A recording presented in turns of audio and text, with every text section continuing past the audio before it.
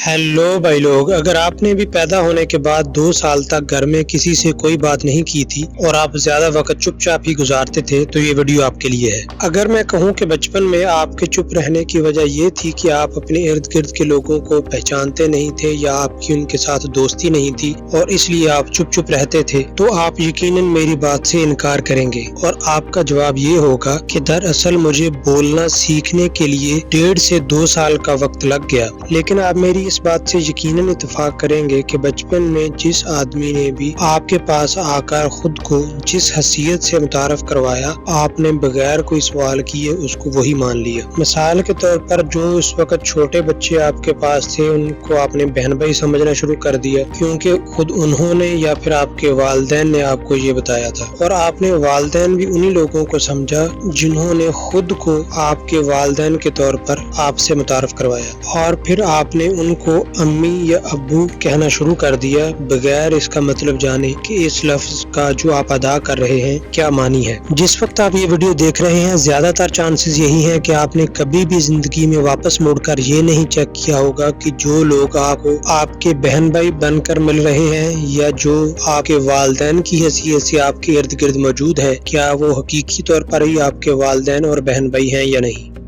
आपके साथ बचपन में दूसरा बड़ा जो जुल्म हुआ वो ये था कि खाने पीने, कपड़े पहनने या फिर सकाफत की दूसरी चीजें जो आपके इर्द गिर्द के माहौल में मौजूद थीं और आपने इन्हें अपने वालिदैन से सीखा, आपको लगने लगा कि यही सबसे बेहतरीन है। और ऐसा ही मेयार है किसी खाने के मजेदार होने का, किसी कपड़ों के स्टाइलिश और बेहतरीन होने का, और इसी तरह से आप जिस जात या बरादरी से ताल्लुक रखते हैं आपको ज़हनी तौर पर यही बताया गया कि वही सबसे बेहतर होती है। मिसाल के तौर पर अगर आप आराइन घर में पैदा हुए तो आपको लगता है रहा कि यही सबसे बेहतरीन जात है, और अगर आप जट कौम से ताल्लुक रखते हैं तो आपको लगता है कि जट ही जात और बरादरी में सबसे बड़ा ब्रांड है। हालांकि हैरत अंगेज तौर पर बात यह है कि जिस वक्त आपको ये सारी बातें बताई गईं उस वक्त लोग कहते थे अरे ये तो अभी बच्चा है, बड़ा होकर सब सीख जाएगा। लेकिन सोचिए क्या होगा कि अगर आप अपने वालिदैन यानी जिसको आप अपने वालिदैन समझ रहे हैं आप इनकी हकीकी औलाद ना हो। और ऐसा बहुत सारे लोगों के साथ होता है कि एक लंबी उम्र गुजर जाने के बाद उनको पता चलता है कि वो जिन लोगों को अपना वालिदैन समझ रहे हैं वो उनके हकीकी वालिदैन ही नहीं है।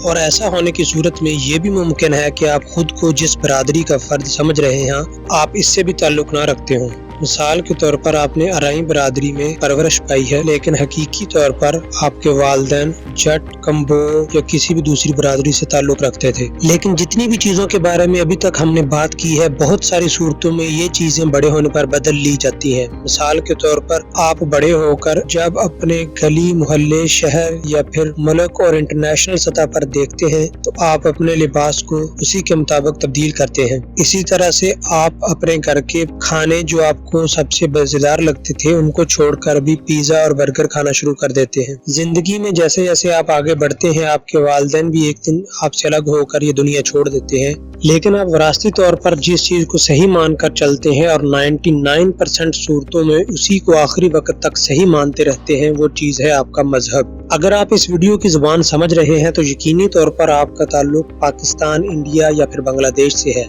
और आप यहाँ पर पाए जाने वाले मज़ाहिब में से ही किसी मजहब से ताल्लुक रखते हैं। मिसाल के तौर पर आप मुसलमान हो सकते हैं, हिंदू हो सकते हैं, ईसाई हो सकते हैं या फिर सिख। तो बताइए जिंदगी में कितनी दफा चाय का कप पीते हुए या वैसे ही कभी धूप में बैठकर आपने इस चीज पर गौर किया है कि मैं जिस मजहब में पैदा हुआ क्या वही ठीक मजहब है? क्योंकि मरने के बाद आपकी आखिरी रसूमात जिस तरीके पर अदा की जाएंगी उसका ताल्लुक इस बात से नहीं है कि आप किस जात या बरादरी से ताल्लुक रखते हैं, आप क्या खाते रहे हैं या पहनते रहे हैं, या आपका रवैया लोगों के साथ कैसा रहा है, बल्कि इस चीज का मजहब के साथ गहरा ताल्लुक है। और मरने के बाद एक दूसरी जिंदगी जिस पर आप अगर यकीन रखते हैं उसका ताल्लुक भी आपके मजहब के साथ ही है। जिस वक्त आप पैदा हुए इसी तारीख, इसी दिन, इसी वक्त दुनिया में कम से कम 6 और बच्चे पैदा हुए। तो क्या आपने कभी सोचा कि वो सब बच्चे जो मुख्तलिफ मज़ाहिब में पैदा हुए क्या उन सब का ही मजहब ठीक था, या उनमें से किसी एक का ठीक था या 2 का ठीक था, या फिर इन सब का क्या मजहब था? क्योंकि इनमें से किसी ने भी बाद में अपना मजहब तब्दील नहीं किया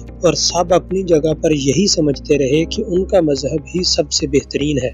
میں خود چونکہ مسلمان مذہب سے ہوں تو مثال کے طور پر ہم اسی کو اپنی بحث کا موضوع بنا لیتے ہیں۔ آپ دیوبندی، بریلوی، اہل حدیث، اہل تشیع کس مسلک والے گھر میں پیدا ہوئے، اور کیا آپ ابھی تک اسی مسلک کو ٹھیک سمجھ رہے ہیں، یا پھر آپ نے اس مسلک سے باہر ایک مذہب کی حیثیت سے سوچا کہ کیا مسلمان مذہب ہی سب سے ٹھیک ہے؟ اگر آپ اپنے مسلک اور مذہب کو ٹھیک سمجھ رہے ہیں تو اس کی کیا وجہ ہے؟ کیا آپ نے تحقیق کر کے اس چیز کی ویریفیکیشن کر لی ہے کہ آپ کا مذہب اور مسلک ہی ٹھیک ہے، یا پھر برادری کی طرح مذہب اور مسلک میں بھی وہی ٹھیک ہوتا ہے جس میں آپ پیدا ہوئے ہوں؟ لیکن پیدا تو آپ غریب گھرانے میں بھی ہوتے ہیں، لیکن پھر اپنی پوری زندگی کوشش کرتے ہیں کہ ان حالات کو بدل سکیں۔ آپ کرائے کے گھر میں بھی پیدا ہوں تو اپنا گھر خریدنے کی کوشش کرتے ہیں۔ اگر آپ اپنے مذہب کے مطابق بہت زیادہ سختی سے بھی عمل نہ کرتے ہوں تب بھی بہت ساری چیزوں کو تو آپ یقینی طور پر اپنی زندگی میں اسی مذہب کے مطابق اپناتے ہیں، لیکن کبھی بھی اس پر تحقیق نہیں کرتے کہ اگر آپ گوشت نہیں کھاتے